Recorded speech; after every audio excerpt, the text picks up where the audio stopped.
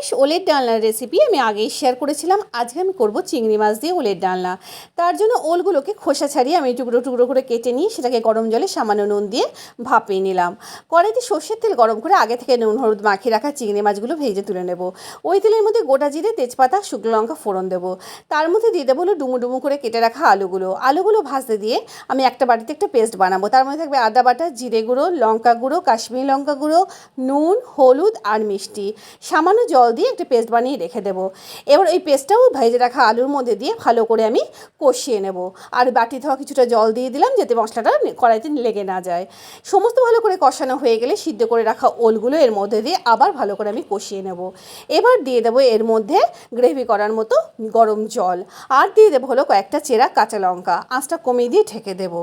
বেশ কিছুক্ষণ পর ঢাকনাটা খুলে এর মধ্যে ছড়িয়ে দেবো হলো গরম মশলা গুঁড়ো আর ঘি। ব্যাস তৈরি হয়ে গেল আজকের রান্না।